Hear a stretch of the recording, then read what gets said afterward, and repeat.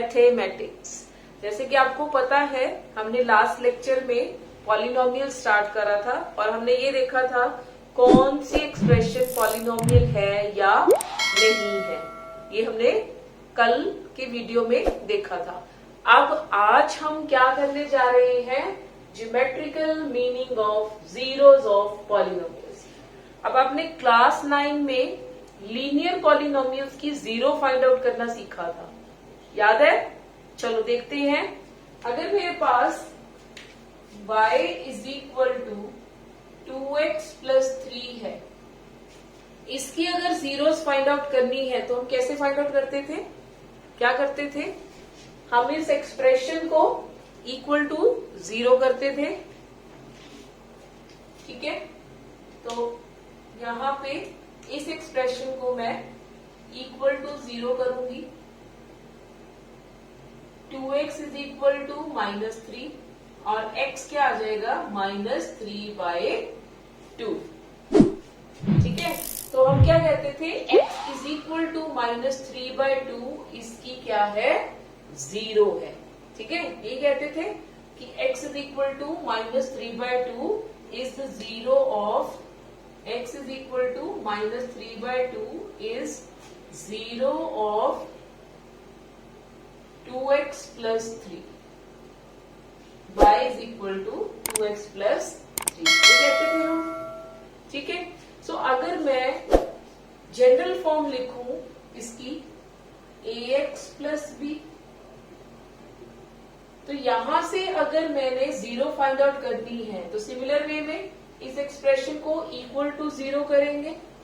So ax plus B equal to 0, तो यहां से ax किसके इक्वल आ गया? -b के। इट मीन्स x किसके इक्वल आ गया? -b/a।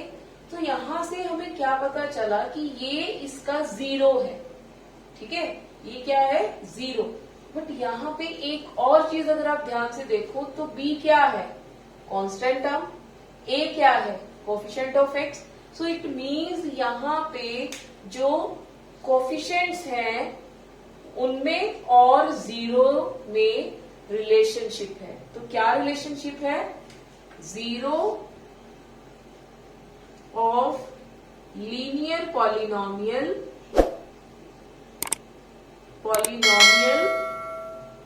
इज इक्वल टू, अगर मैं इसको -b क्या है? Minus sign, b is constant term और a क्या है? Coefficient of x। तो यहाँ पे 0 of the polynomial, linear polynomial और कोफिशिएंट्स में क्या रिलेशनशिप है ये हमने देखा। अब क्या यही ऐसा ही कुछ relationship quadratic polynomial, cubic polynomial, इन सब में भी एग्जिस्ट करता है? उसको समझेंगे। उसके लिए सबसे पहले हम देखते हैं geometrical meaning of the zeros of the polynomial. तब थोड़ा सा हमें डीपली समझ में आएगा कि जीरोस ये हैं क्या और हम इसको कैसे करेंगे डील। ठीक है, चलिए। तो अब इसकी ज्योमेट्रिकल रिप्रेजेंटेशन देखने के लिए, अब आप सबको पता है ये क्या है? ये हमने क्लास 9 में ऐसी चीज पढ़ी हुई है कि इसको कैसे रिप्रेजेंट करेंगे। y is equal to 2x plus 3 का ग्राफ कैसा होता है ये हमने क्लास 9 में पढ़ा हुआ है। तो इसका ग्राफ कैसा होता है? एक स्ट्रेट लाइन। तो इसका ग्राफ अगर मुझे ग्राफ पे प्लॉट करना है तो हम क्या करते हैं? x की कुछ वैल्यू सपोज करते हैं, इसमें पुट करते हैं, कॉरेस्पॉन्डिंगली जो y आएगा उसको हम प्लॉट कर देंगे। चलिए देखते हैं। यहाँ पे लेट्स से x को मैंने 1 पुट करा, तो x को अगर मैंने 1 पुट करा तो y हमारे पास क्या आ जाएगा? 2 into 1 plus 3 means 5। सो y 5 आ गया। तो एक बॉक्स बना लेते हैं।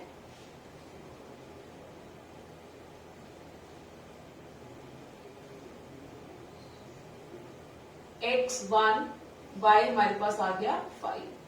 सो अब x को हम पुट कर रहे हैं -1, x को हम पुट कर रहे हैं -1। अब देखते हैं कि y क्या आता है। y हमारे पास क्या आ जाएगा, -2 + 3, क्या आ गया, 1। सो -1 यहाँ पे सब्स्टिट्यूट करा, -2 + 3, तो क्या बन गया, ये 1। ठीक है, अब आपको ये तो पता ही होगा क्योंकि क्लास 9 में ये चीज आप कर चुके हो कि कोई भी लाइन को फिक्स करने के लिए हमें 2 पॉइंट्स चाहिए होते हैं। 2 पॉइंट्स हमने निकाल लिए हैं, तो अब हम इसका ग्राफ ड्रॉ करेंगे। ठीक है, एक और निकाल लेते हैं पॉइंट। अगर आपको चेक करना है तो x की वैल्यू अगर मैं यहाँ पे, अभी हमने एक पॉइंट और निकाला था यहाँ पे 2x + 3 = 0 करके, x की वैल्यू -3/2, तो y वहां पे क्या आ रहा था, मतलब 2x + 3 क्या आ रहा था, 0 आ रहा था। ठीक है, अभी हमने जो करा था उसके हिसाब से। अगर आपको ये नहीं समझ में आ रहा तो आप इस पॉइंट को भी छोड़ सकते हो। जब हम ग्राफ ड्रॉ करेंगे तो मैं उसमें ये चीज दिखा दूंगी आपको। तो यहाँ पे अब ड्रॉ करते हैं।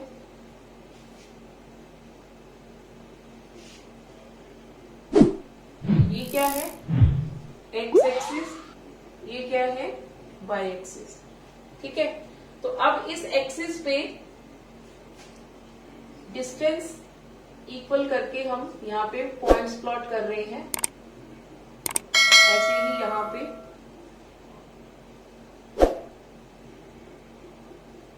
इस साइड में 1 2 3 4, -1 -2 -3 -4। ठीक है, अब ये हमने यहाँ पे पॉइंट्स प्लॉट करे हैं। सबसे पहले when x is 1, x यहाँ पे 1 है, y is 5 है, तो ऊपर जाएंगे, थोड़ा सा इसको और कर देते हैं, बढ़ा देते हैं। तो यहाँ पे आपका ये आ गया 5। 1 पे ये कितना है, 5, तो ये पॉइंट आ गया। -1 पे 1 है, -1 पे ये क्या आ रहा है, 1। ठीक है, -1 पे ये कितना आ गया, 1। तो अब इसको जब हम ज्वाइन करेंगे, ज्वाइन करते हैं इसको,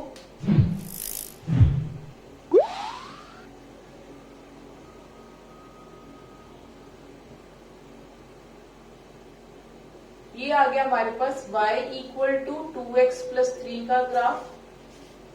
ठीक है, y = 2x + 3 का ग्राफ। अब यहाँ पे अगर आप देखो तो ये x एक्सिस को इस पॉइंट पे इंटरसेक्ट कर रहा है। ठीक है, ये पॉइंट देखो -1 और -2 के बीच में है, तो ये वाला पॉइंट क्या है, -3/2। अगर आपको ये निकालना है तो कैसे निकाल सकते हो, ये क्या है, x एक्सिस, तो x एक्सिस पे y क्या होता है, 0, तो y को 0 पुट कर दो, मतलब 2x + 3 को 0 पुट कर दो, तो x क्या आ जाएगा, -3/2 मीन्स -1.5, वही आया ये। ठीक है, तो ये x एक्सिस पे इस पॉइंट पे इसको इंटरसेक्ट कर रहा है।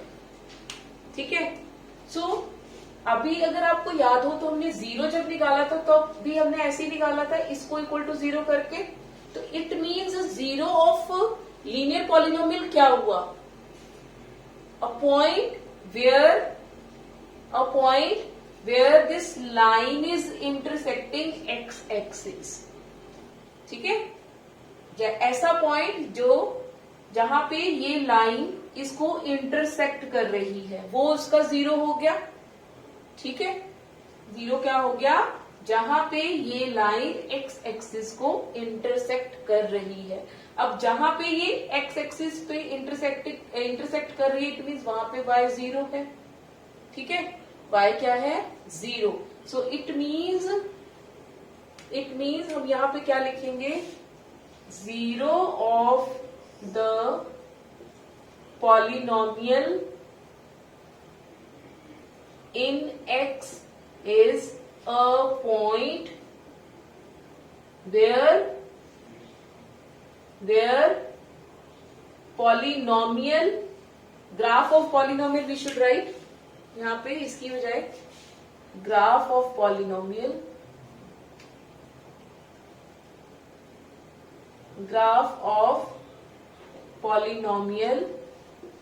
intersects x axis. ठीक है, क्लियर। तो यहाँ पे x एक्सिस पे ये कर्व, ये लाइन जहां पे इंटरसेक्ट कर रही है वो क्या हो गया, zero of the linear polynomial.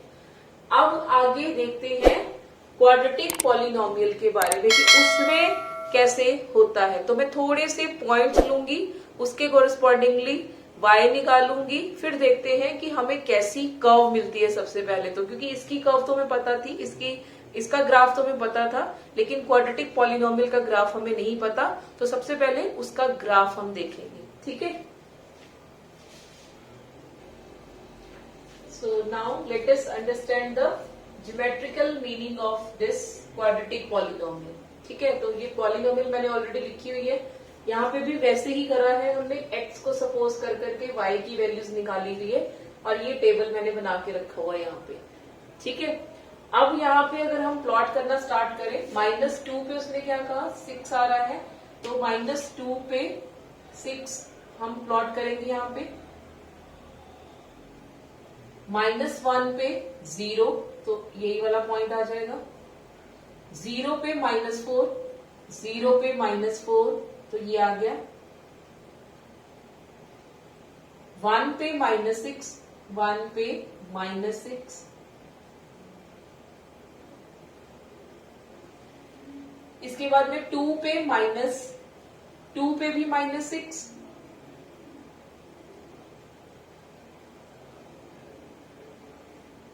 3 पे -4, 3 पे आपके यहां पे आ गया -4, 4 पे 0, ये आ गया, 5 पे 6, 5 पे 6, तो ये वाला पॉइंट आ गया। ठीक है, अब अगर हम इसको ज्वाइन करें, इन पॉइंट्स को ज्वाइन करें, तो ये कुछ ही पॉइंट्स लिए हैं, अगर आप और पॉइंट्स लोगे तो ये आपको और क्लियर दिखेगा कि ये क्या बन रहा है। तो इस तरह से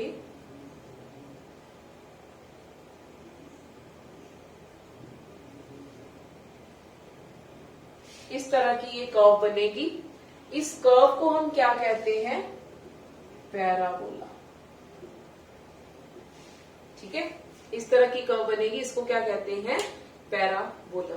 अब अगर आप देखो तो ये पैराबोला इस एक्स एक्सिस को कहां कहां इंटरसेक्ट कर रहा है, एक ये पॉइंट है, एक ये पॉइंट है, ये कौन सा पॉइंट है, एक्स कोऑर्डिनेट क्या है उसका -1, और यहां पे कहां पे कर रहा है, ये कौन सा पॉइंट है 4। सो अभी हमने क्या करा था कि zero of the polynomial, in case of linear polynomial क्या देखा था हमने कि वो एक पॉइंट पे कट कर रहा था एक्स एक्सिस को, पैराबोला में 2 पॉइंट्स पे कट कर रहा है। ठीक है, तो ये 2 पॉइंट्स जो है ये क्या हो जाएंगी, zeros of polynomial Y, zeros of Y. ठीक है, क्योंकि ये जो y है, ये y है, ठीक है, कहां पे 0 हो रहा है, यहां पे 0 हो रहा है इन दोनों पॉइंट्स के ऊपर। तो जहां भी x, ये कर्व x एक्सिस को इंटरसेक्ट करेगी वो क्या है, जीरोज ऑफ द पॉलिनोमियल। ठीक है, तो -1 और 4 यहाँ पे क्या हो गई, zeros of the polynomial y is equal to x² - 3x - 4। ठीक है, बट क्या ये हमेशा ऐसे ही कर्व बनेगी,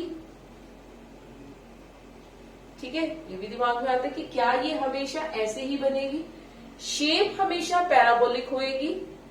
ठीक है, लेकिन ये जो है ये अपवर्ड ओपन भी हो सकती है, ये डाउनवर्ड ओपन भी हो सकती है, ओपनिंग अपवर्ड या फिर ओपनिंग डाउनवर्ड हो सकती है। ठीक है। अब ये केसेस करते हैं। अब ये किस पे डिपेंड करेगा, सबसे पहले कि ये अपवर्ड ओपन, जैसे ये अपवर्ड ओपन है, अपवर्ड ओपन है, ऐसे भी हो सकती है ये कर्व, ठीक है, इस तरह से भी हो सकती है। तो ये डाउनवर्ड ओपनिंग कब होगी और अपवर्ड ओपनिंग कब होगी, ये डिपेंड करता है एक्स स्क्वायर के कोएफिशिएंट पे। किस पे? एक्स स्क्वायर के कोएफिशिएंट पे। अगर एक्स स्क्वायर का कोएफिशिएंट पॉजिटिव है तब क्या होगा, ये ओपनिंग अपवर्ड होएगी। अगर एक्स स्क्वायर का कोएफिशिएंट नेगेटिव है तो ये ओपनिंग डाउनवर्ड होगी, ठीक है। मींस अगर मैं इसको कंपेयर करूं जनरल फॉर्म के साथ, y is equal to A X square plus B X plus C, तो मैं क्या कह रही हूं यहाँ पे, इस केस में आपके पास a ग्रेटर देन 0 होगा और इस केस में a कैसा हो जाएगा, लेस देन 0। अब इस क्वाड्रेटिक पॉलिनोमियल जनरल फॉर्म में हम देखेंगे कि पॉलिनोमियल जो है, जो क्वाड्रेटिक पॉलिनोमियल होगी, वो ओपनिंग अपवर्ड और ओपनिंग डाउनवर्ड में भी अलग अलग टाइप से होगी। उसकी रिप्रेजेंटेशन देखते हैं हम। तो अब देखते हैं कि क्वाड्रेटिक पॉलिनोमियल जो है, quadratic polynomial y is equal to A X square plus B X plus C, जैसे कि मैंने बोला ये या तो ओपनिंग अपवर्ड होगा या ओपनिंग डाउनवर्ड होगा। तो अब ये इसमें भी फर्दर केसेस हैं। अब ये कैसे कैसे हो सकती है, अगर ये एक्स एक्सिस है, ये अगर एक्स एक्सिस है तो ये भी हो सकता है कि ये इस तरह से जाए, ठीक है, मतलब ये 2 पॉइंट्स पे इंटरसेक्ट करे। एक ये पॉइंट हो गया, एक ये हो गया, जैसे कि अभी हमने केस देखा था। ऐसे ही ये ओपनिंग डाउनवर्ड भी हो सकती है, ये एक्स एक्सिस है इस तरह से, ठीक है, ये 2 पॉइंट्स आ गए। तो इट मीन्स इस कर्व के हिसाब से अगर आपको जीरोस पूछे तो कितनी जीरोस हैं, 2 जीरोस। यहां पे भी कितनी जीरोस हैं, 2 जीरोस, क्योंकि ये पॉलिनोमियल इन एक्स है तो हम यही देखेंगे कि एक्स एक्सिस को ये कर्व कितने पॉइंट्स पे कट कर रही है, ठीक है। इसके बाद ये भी हो सकता है कि ये कर्व ऐसे सिर्फ टच करके निकल जाए इसको, ठीक है। जीरोस यहां भी 2 हैं बट दोनों ही सेम जीरोस होंगी, तो यहां पे हम क्या कह सकते हैं, 1 0, ठीक है, दोनों सेम होंगी तो 1 0। इसी तरह यहां भी हो सकता है ये इस तरह से इसको टच करके निकल जाए, पर ये डाउनवर्ड फेस है इसका, ठीक है। तो इसमें भी कितने जीरोस हो गए, 1 0, ठीक है। अब इसके अलावा और केस भी है, ये एक्स एक्सिस है, हमेशा याद रखना एक्स एक्सिस पे ही हम बात करेंगे। ऐसा भी हो सकता है कि ये इसको कट ही ना करे, एक्स एक्सिस को। अगर ये एक्स एक्सिस को कट ही नहीं कर रही तो कितनी जीरोस हुई, कोई भी नहीं, तो कितनी जीरोस हुई, 0 0 0, ठीक है। या ये 0 जीरोस के लिए है, जीरोस, ठीक है। अगर इसी तरह से ये डाउनवर्ड फेसिंग होके हो सकता है कि इंटरसेक्ट ही ना करे, तो उस केस में भी हम क्या कहेंगे, इट हैज 0 जीरोस। सो इससे देख के, इसको देख के हमने क्या ऑब्जर्व करा कि अगर एक क्वाड्रेटिक पॉलिनोमियल है तो एट मोस्ट या मैक्सिमम कितनी जीरोस हो सकती हैं, 2 जीरोस। 2 जीरोस कब होंगी, जब ये 2 पॉइंट्स पे इंटरसेक्ट करेगा एक्स एक्सिस को, ठीक है। तो यहां पे हम ये लिख सकते हैं कि quadratic polynomial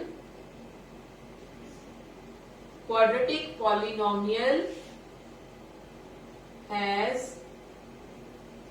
polynomials in fact have at the most, ये वर्ड याद रखना, at the most 2 zeros,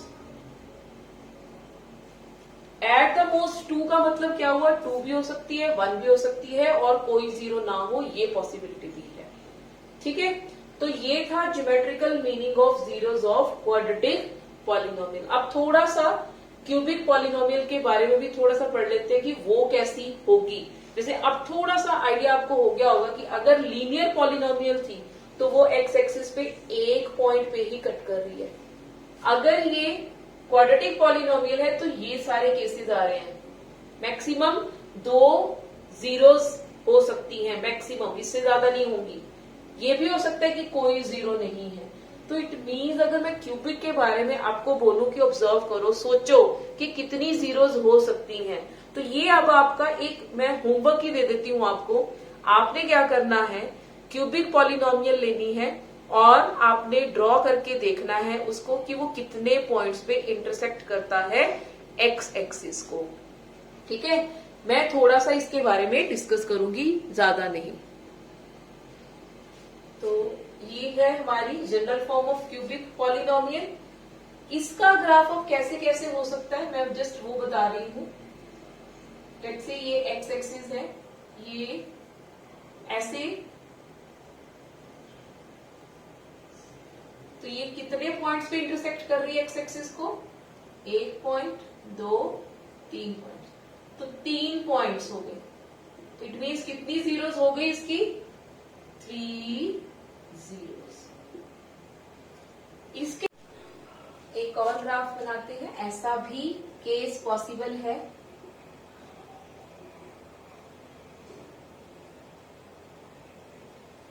अब यहां पे देखिए इंटरसेक्टिंग पॉइंट्स कितने हैं, 1, 2, एक ये हो गया, एक ये हो गया, तो यहाँ पे 2 पॉइंट्स इंटरसेक्टिंग है एक्स एक्सिस को।